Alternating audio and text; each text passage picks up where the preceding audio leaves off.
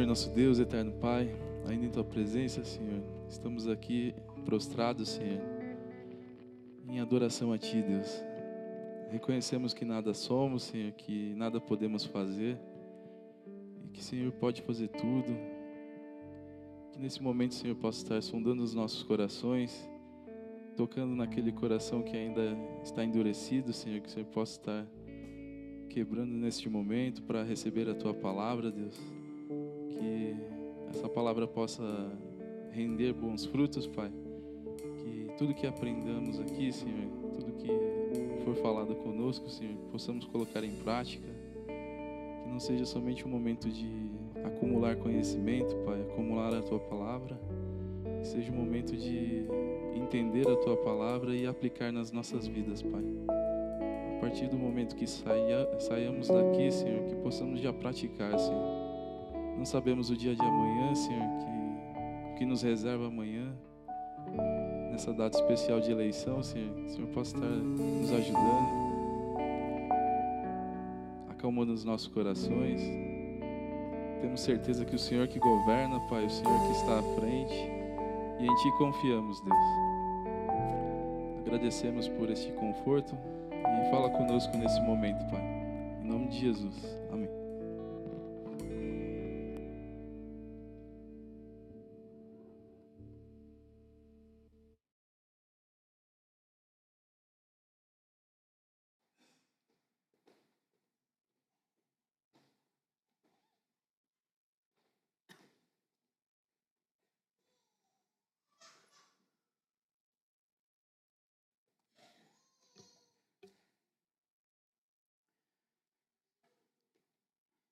Irmãos, o motivo da ausência do nosso pastor, para quem não sabe, é porque ele está dando atos pastorais na congregação de Botujuru. Está celebrando, ministrando a ceia do Senhor lá naquela congregação. Eu convido a igreja a abrir as suas Bíblias na carta aos Gálatas, epístola do apóstolo Paulo aos Gálatas, no capítulo 2.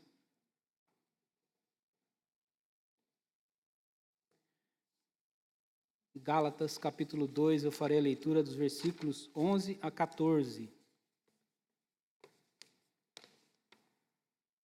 A projeção está 11 a 15, mas é 11 a 14.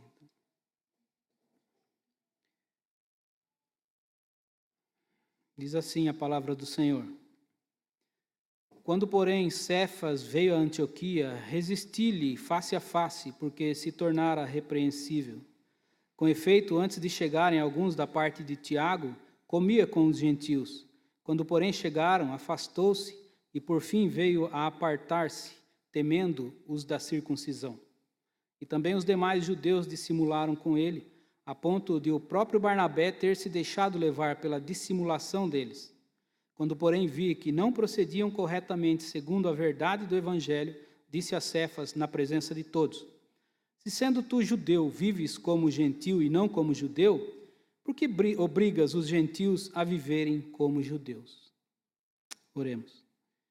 Pai, te damos graças mais uma vez por esta oportunidade, por esse momento de meditação na tua palavra, e rogamos a iluminação, a instrução do teu Santo Espírito para que nós possamos compreendê-la, que o Senhor assim fale aos nossos corações e nos edifique. Ó Pai, em nome do nosso Senhor Jesus Cristo. Amém.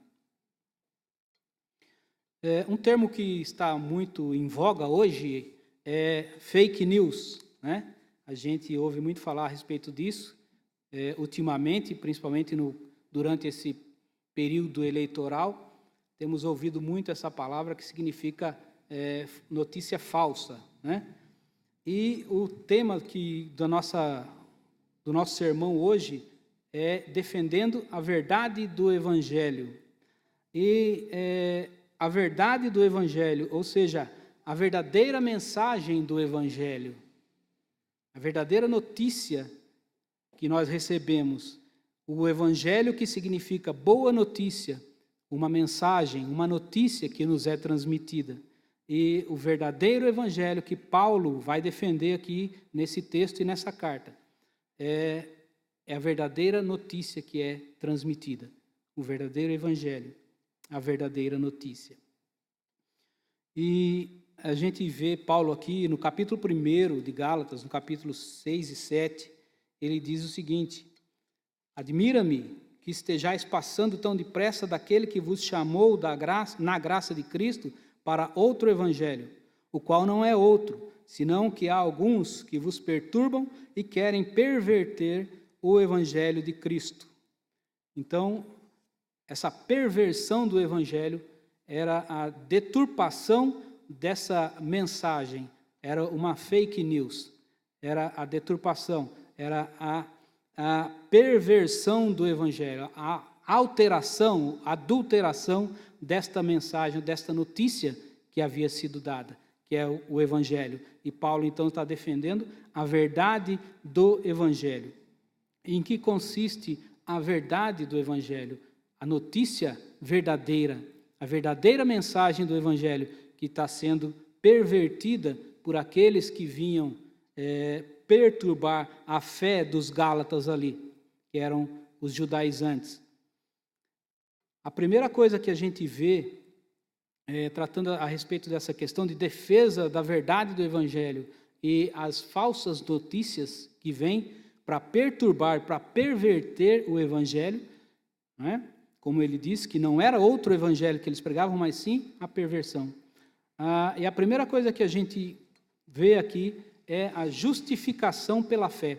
Essa é a primeira mensagem verdadeira do evangelho, a primeira verdade do evangelho, a verdadeira notícia, né, que o evangelho traz, é a justificação pela fé. Em Romanos 1,17 diz: visto que a justiça de Deus se revela no evangelho. A justiça de Deus é o que o evangelho revela, é a mensagem que ele traz, a justiça de Deus. É essa mensagem que o evangelho traz. Essa é a verdadeira mensagem, é a verdadeira notícia. E então, e ele continua, de fé em fé, no versículo Romanos 1,17, como está escrito, o justo viverá por fé. Então, a justiça de Deus se revela, ou seja, é revelada pelo evangelho, é noticiada pelo evangelho. A justificação pela fé, ou a justiça de Deus. A justiça é a boa informação, é a justiça de Deus, que é assim revelada pelo evangelho. Essa é a notícia, essa é a verdadeira notícia que é dada pelo evangelho. A justificação pela fé, a justiça de Deus. E essa justiça, ela foi satisfeita em Cristo. Ela foi revelada no caráter, na retidão de Cristo. Por isso, então, o evangelho traz essa notícia da justiça de Deus, que foi revelada na retidão de Cristo, que foi cumprida, que foi satisfeita em Cristo, no sacrifício de Cristo, foi satisfeita a justiça de Deus. Por isso nós dizemos que somos justificados pela fé. E para a gente lembrar um pouco dessa questão da justiça e compreender, nós nos lembramos do pecado original, que quando Deus criou o homem à sua imagem e semelhança, isso significa que o homem ser a imagem de Deus, significa o homem refletir o caráter santo e justo de Deus. Então o homem, assim que foi criado, ele tinha a imagem de Deus, porque isso significa que ele refletia o caráter santo e justo de Deus, mas por conta do pecado, o pecado original. Esta imagem, esse reflexo do caráter santo e justo de Deus que havia no homem, foi degenerada, foi estragada por causa do pecado. E em consequência do pecado, então, veio o salário do pecado, que é a morte, como diz Romanos 6:23. Quando o pecador que crê que Cristo morreu em seu lugar, ele fazendo expiação, a morte substitutiva, a morte vicária de Cristo, quando o pecador crê nisso, crê em Cristo, ele é justificado. Ele é declarado justo no tribunal divino. É isso que é a justificação pela fé. É o pecador crer no Senhor Jesus e ele ser justificado diante de Deus. Essa é a justiça de Deus que é revelada no Evangelho. É a salvação, a justificação pela fé. esse texto que eu citei, Romanos 1,17, foi o texto que Martinho Lutero encontrou, que houve a transformação da vida dele, onde ele viu ali, dizendo que a justiça de Deus se revela no Evangelho e que o justo viverá por fé. Então, isso impactou Martinho Lutero para a compreensão da justificação que ele veio a ter. O apóstolo Paulo aqui, nesse texto de Gálatas, capítulo 2, no versículo 16, ele fala a respeito da justificação pela fé. Ele diz, falando com os Gálatas ali, sabendo, contudo, que o homem não é justificado por obras da lei, que era o que os judaizantes pregavam para eles, e sim mediante a fé em Cristo Jesus, também temos crido em Cristo Jesus, para que fôssemos justificados pela fé em Cristo, e não por obras da lei, pois por obras da lei ninguém será justificado. Essa então era a perversão que aqueles judaizantes estavam fazendo. Esse era o outro evangelho que eles estavam pregando, justificação por obras da lei. Eles impunham àquelas pessoas que eles deveriam se circuncidar e obedecer e observar as outras obras feitas pela lei, observâncias das leis judaicas, para que eles pudessem alcançar algum favor diante de Deus. Isso Paulo está combatendo aqui. Ele está dizendo que nós não somos justificados por obras da lei, mas mediante fé em Cristo Jesus. Essa é a justificação pela fé, e é o que o apóstolo Paulo está colocando aqui. Esta é a verdadeira notícia, é a verdade do Evangelho, é o verdadeiro Evangelho. Justificação pela fé em Cristo, pela graça de Cristo. E o outro Evangelho é a falsa notícia. É isso que os judaizantes estavam negando ali e exigindo obras da lei. E há desde que Paulo aqui mostra essa necessidade de defender a verdade do Evangelho, e aqueles que trazem essas fake news, essas falsas notícias, essa deturpação do Evangelho, pervertendo o Evangelho, no decorrer da história da igreja, houve vários momentos que isso aconteceu também.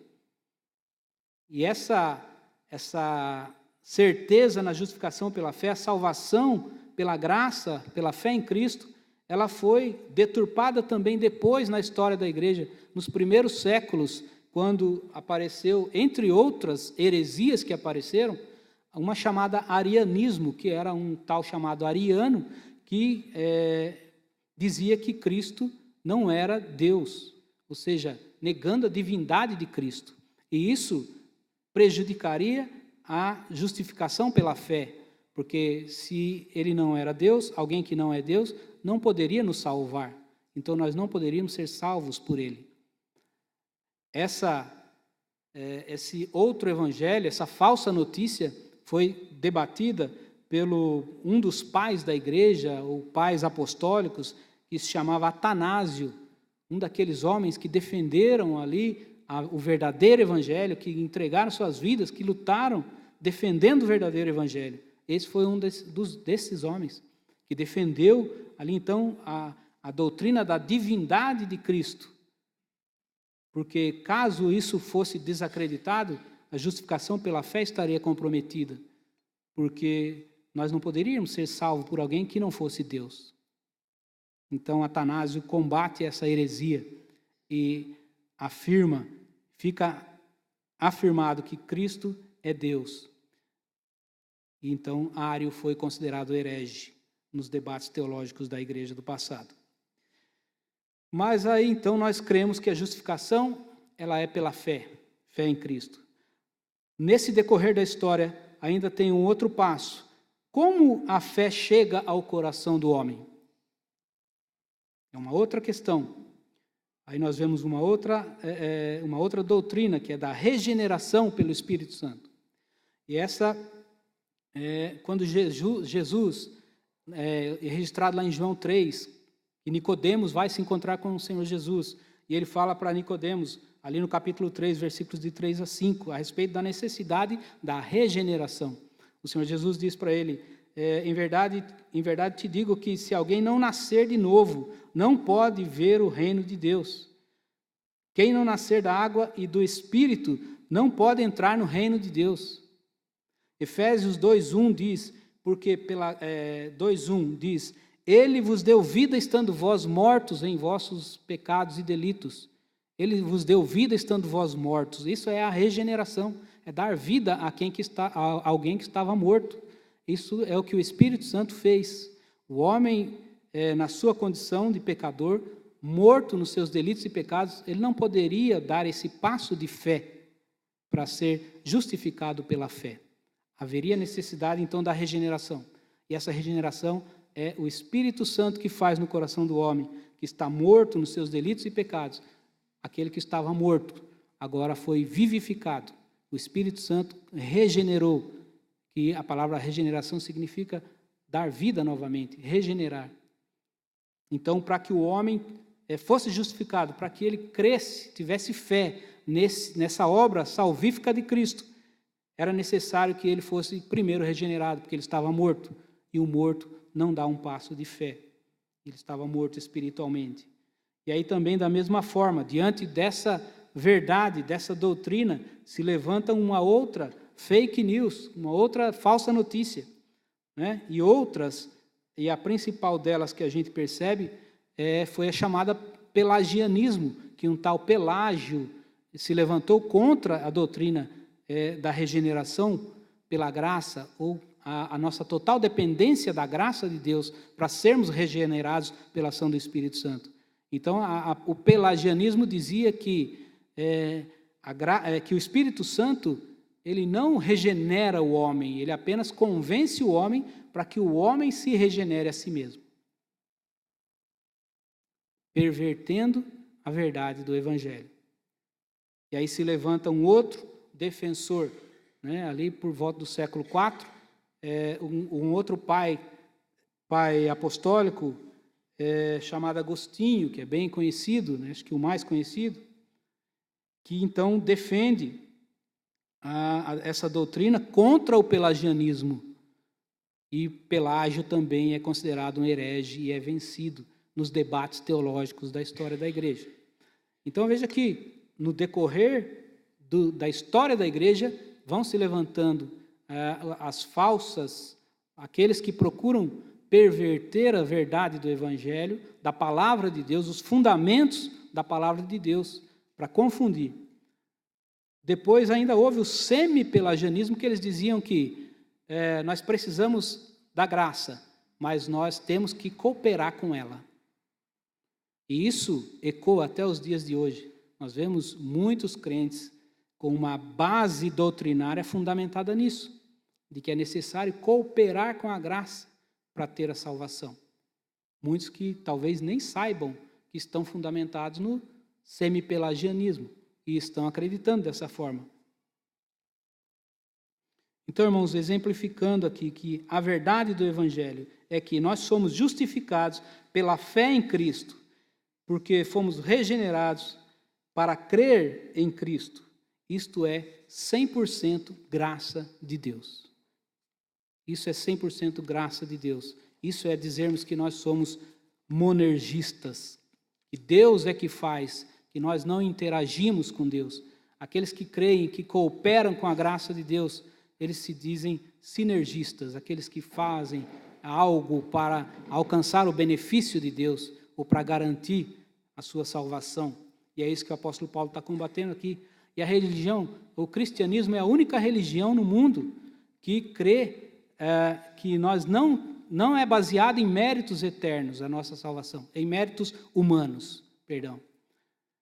É a única religião, é o cristianismo. As demais religiões, todas creem que o homem tem que fazer alguma coisa para alcançar o favor de Deus.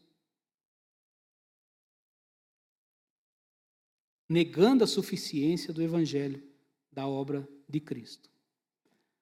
Ou seja, o cristianismo não se baseia no eu faço, no eu. E esse é o grande problema. O eu que quer fazer, que quer ter méritos e não aceita que depende 100% da graça de Deus. E é isso que o apóstolo Paulo está combatendo aqui.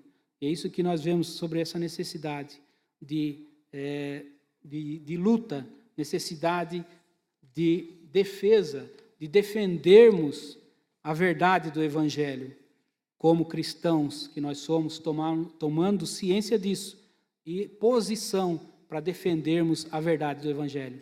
Essa verdade que está fundamentada na palavra de Deus. Nesse contexto aqui, então, que Paulo está falando com os Gálatas, porque Paulo havia evangelizado os gentios ali e deixado alguns irmãos naquele local. E quando Paulo sai, então, vem aqueles judaizantes lá, dos fariseus, judaizantes que eram judeus, que queriam fazer prosélitos, converter gentios ao judaísmo, e eles então vêm perturbar, como Paulo diz lá no capítulo 1, perturbar aqueles gentios, os Gálatas, com um outro evangelho, que não era outro, mas era a perversão do verdadeiro evangelho. Ou seja, impondo para eles, dizendo para eles que, olha, a graça só não basta.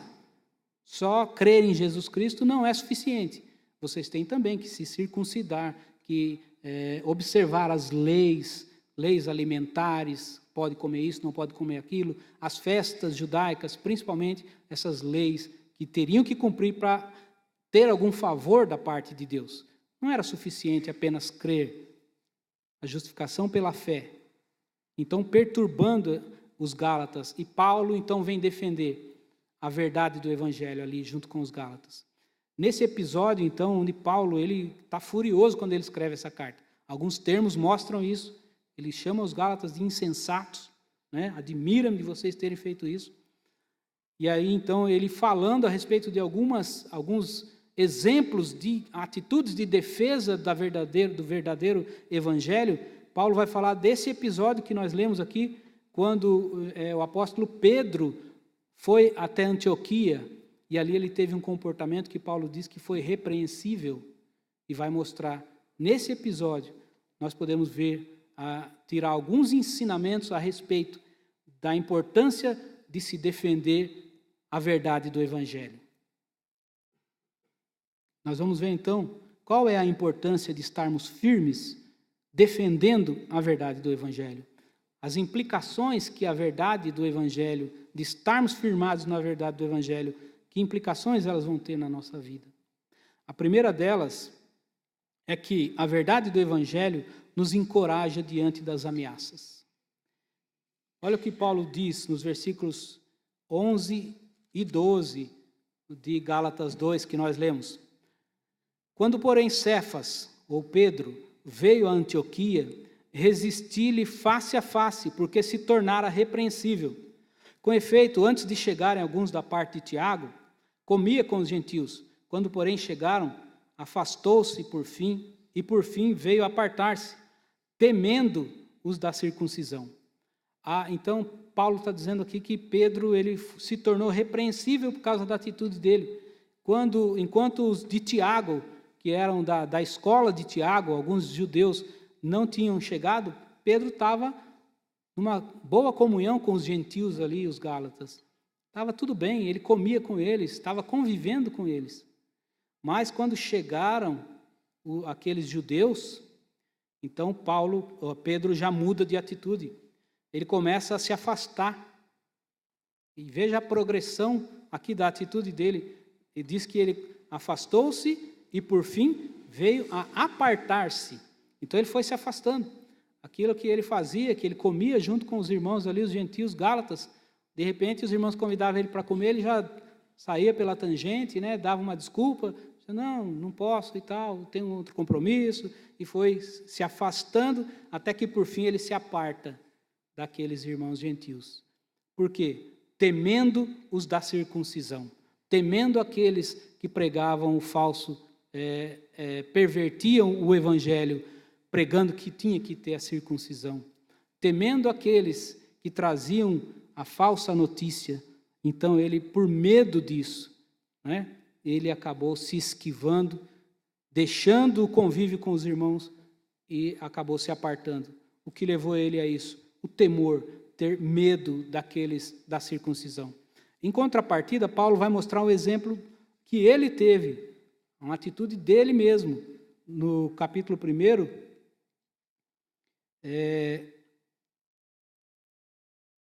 ele diz, capítulo 1, versículo 8, o apóstolo Paulo fala aqui: mas, ainda que nós, ou mesmo um anjo vindo do céu vos pregue evangelho que vá além do que vos temos pregado, seja anátema, seja maldito, ainda que um anjo.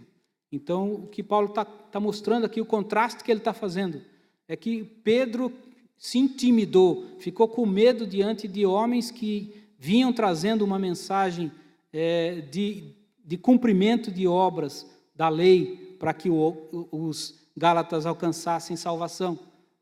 E Pedro ali ficou com medo daqueles homens. Paulo diz, ainda que um anjo do céu pregue um evangelho que vá além disso aqui, que venha perverter esse evangelho de Cristo, seja maldito. A verdade do evangelho nos encoraja diante das ameaças. É isso que Paulo está ensinando aqui. Coragem, resistência, não se intimidar diante dessas ameaças, ou desses que vêm trazendo uma falsa notícia, um outro evangelho. E o nosso Senhor Jesus nos explica, e nós podemos entender e nos encorajar, né, de por que não nos intimidarmos. Em Mateus 10, 28, o Senhor Jesus diz: não temais os que matam o corpo e não podem matar a alma. Temei antes aquele que pode fazer perecer no inferno tanto a alma como o corpo. Ainda que um anjo, ainda que esses homens tragam algo que vá além desse evangelho, ainda que seja um anjo, seja anátema, seja maldito. Porque o Senhor Jesus está dizendo a quem nós devemos temer. Não aquele que mata o corpo, mas não pode matar a alma. E ele continua dizendo, nos versículos adiante: não se vendem 2 pardais por um asse, ou seja, qual é o valor de um pardal? E nenhum deles cairá em terra sem o consentimento do vosso Pai. Nenhum pardal cai na terra sem o consentimento de Deus. No 30 ele diz: quanto a vós outros, até os cabelos todos da cabeça estão contados. Por isso o Senhor Jesus está dizendo: não temais aquele que pode matar o seu corpo, não temais ao homem, nem mesmo a um anjo do céu. Porque um homem pode perseguir, pode até tirar sua vida. Isso se houver consentimento de Deus, se Ele permitir. Um anjo, ele pode ter poder para te fulminar ou para te esmagar como um tomate, se Deus permitir. Mas ainda que Deus permita, Ele só pode tocar no seu corpo, mas a sua alma, só o Criador tem poder sobre ela.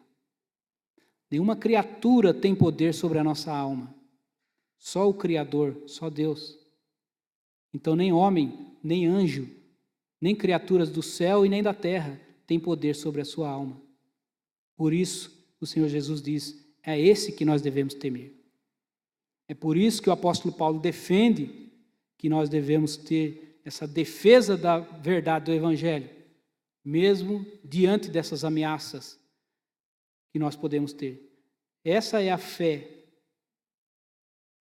num Deus que é soberano, que nada acontece, nem um pardal cai no chão sem o consentimento dele, que os cabelos da nossa cabeça estão todos contados, ou seja, tudo está sob o controle desse Deus todo-poderoso, soberano sobre todas as criaturas dele. Por isso, a verdade do Evangelho nos encoraja diante das ameaças. Um segundo motivo, uma segunda implicação de nós estarmos firmados na verdade do Evangelho, é que a verdade do Evangelho nos capacita a amarmos nossos irmãos, a expressarmos o verdadeiro amor aos irmãos. Os versículos 3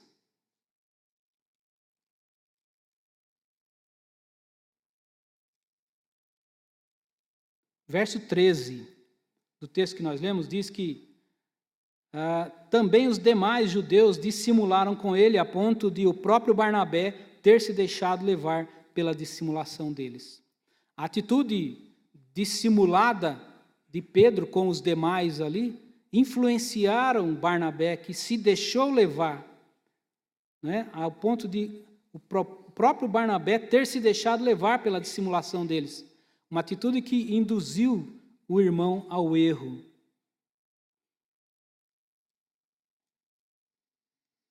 E o apóstolo Paulo mostra em contrapartida no capítulo 2, versículos 3 a 5, quando ele foi visitar Jerusalém. E lá ele diz que alguns ali foram perturbar, tentar também a eles. E a partir do 3 ele diz: contudo, nem mesmo Tito, que estava comigo, sendo grego, foi constrangido a circuncidar-se.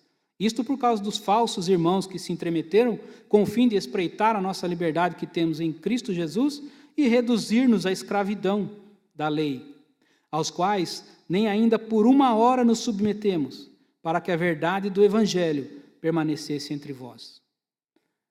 Então, aqui nos mostra esse contraste entre a atitude de Pedro e a atitude de Paulo. Por causa da dissimulação de Pedro e dos demais ali, Barnabé acabou sendo induzido, se deixou levar e acabou tendo uma atitude dissimulada também.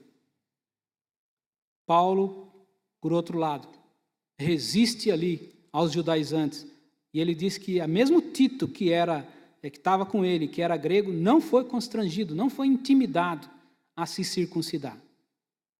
E isso porque ele diz: e nós não nos submetemos nem por uma hora a eles, para que a verdade do Evangelho permanecesse entre vós.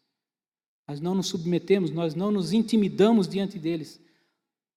Tito não foi intimidado, não foi constrangido a se circuncidar pela intimidação deles. Nós resistimos, nós defendemos e não nos submetemos a ele, para que a verdade do Evangelho permanecesse, para que vocês não se desviassem da verdade do Evangelho, que é a justificação pela fé em Cristo somente, sem a necessidade de obras da lei, de justificação por obras da carne. Algo que nós devemos aplicar para nós, irmãos, a respeito dessa expressão do verdadeiro amor, a necessidade de nós estarmos firmados na verdade do Evangelho, para que nós possamos ter atitude de amor verdadeiro pelos nossos irmãos. Porque, assim como aconteceu aqui, pessoas se deixam levar pelo teu comportamento também. Você tem influência, você exerce influência sobre as pessoas que convivem com você. E você tem responsabilidade sobre isso.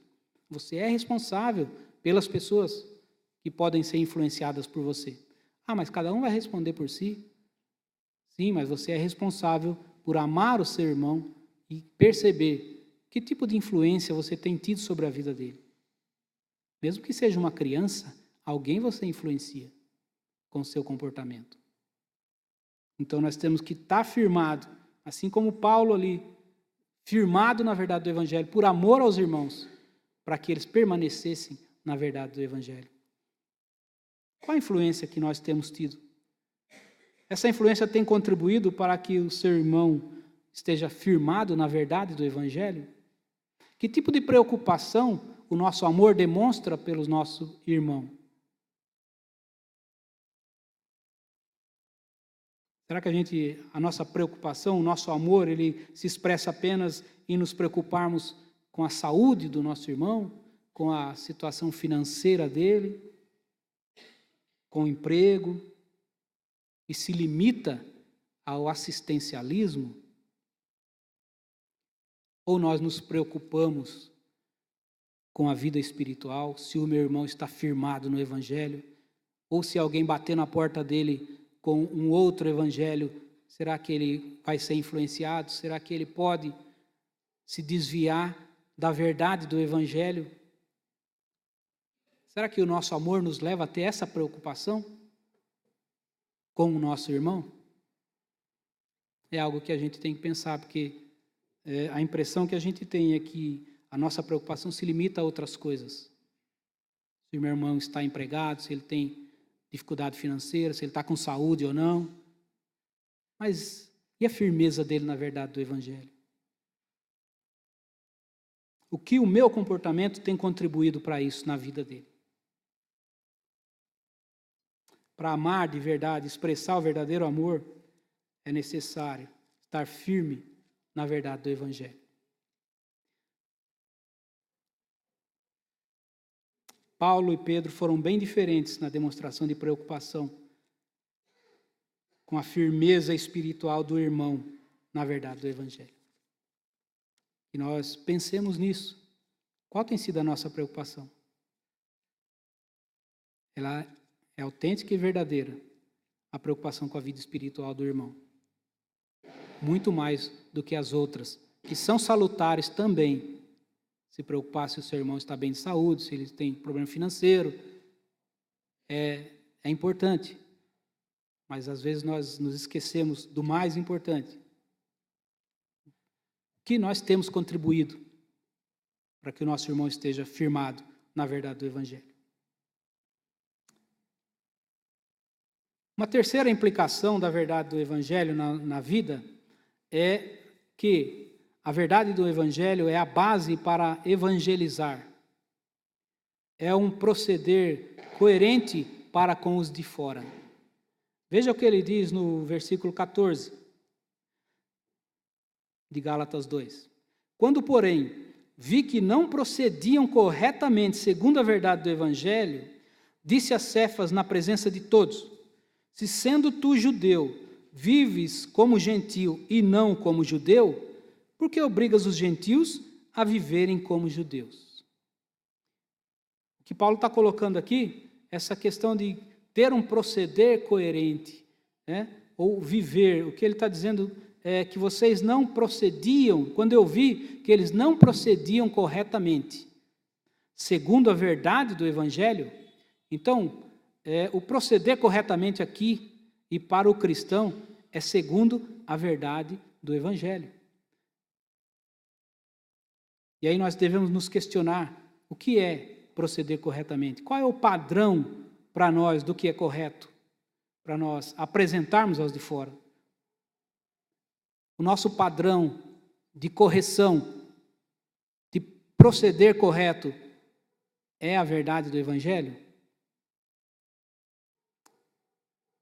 A primeira coisa que ele fala, se esse é o nosso padrão, nós estamos procedendo corretamente? Estamos procedendo corretamente segundo o quê? Segundo a verdade do Evangelho? Qual é o nosso parâmetro?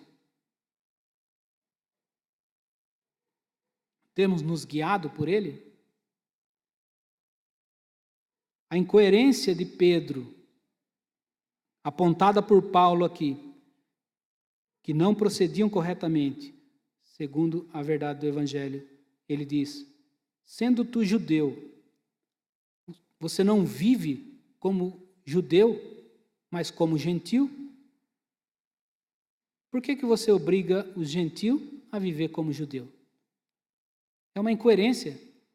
Então, o impacto, a implicação que viver na verdade do Evangelho traz sobre nós também é transformação de vida, é o modo de viver, é a maneira como a gente procede. Procede corretamente, segundo a verdade do Evangelho? Porque, parafraseando o que ele fala aqui para Pedro, sendo cristão, se sendo cristão, você vive como um incrédulo, como um mundano, como você pode querer que os incrédulos se tornem cristãos? É mais ou menos isso que ele diz para Pedro. Se não há coerência na sua vida cristã, se o seu viver não condiz com aquilo que você prega, como é que você quer evangelizar ou pregar para os que não são cristãos? A verdade do Evangelho é o seu parâmetro? Você tem vivido corretamente, segundo a verdade do Evangelho, se você vive assim, é isso que ele diz para Pedro. Sendo judeu, vives como gentil. A verdade do Evangelho não mudou o seu viver, a sua maneira de viver? Se como cristão você vive como um mundano,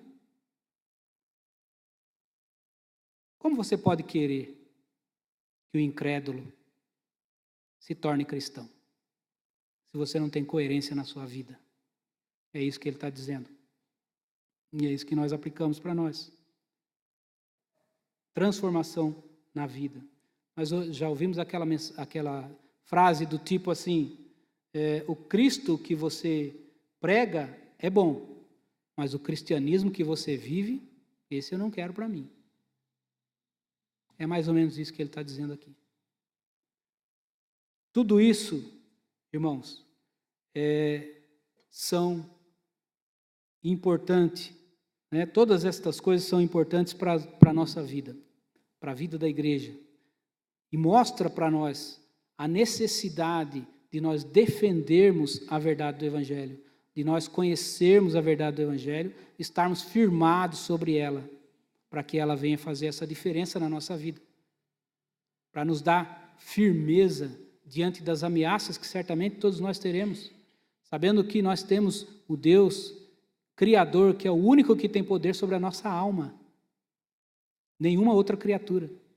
Poder expressar esse amor ao nosso irmão, o amor verdadeiro, que só aquele que está firmado, que defende a verdade do Evangelho, é que tem essa preocupação com o irmão também. Porque senão ele não vai ter. E somente aquele que é transformado pela verdade do Evangelho vai ter um viver transformado, uma vida coerente, e pode pregar para os outros um cristianismo que ele vive. E o eu não pode fazer isso, como eu disse no princípio. O eu não pode nos dar a justificação. O eu não pode fazer obras da lei que tragam justificação ou que tragam méritos diante de Deus.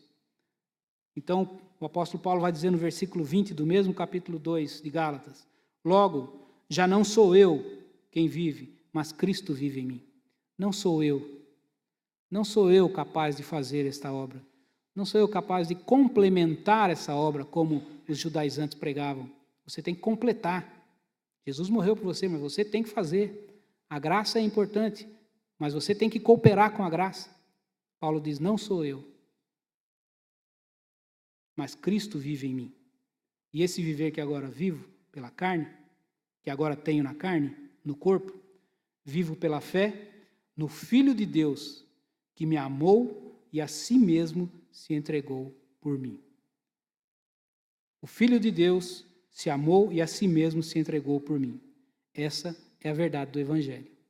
Porque ele nos amou e se entregou por nós. Essa é a verdade do Evangelho. E isso é suficiente. É a graça de Deus que é suficiente para nos salvar. Essa é a verdade do Evangelho, que nós temos que estar firmados nela e vivermos defendendo e vivermos por ela. Que Deus nos abençoe, que nós possamos viver assim. Amém?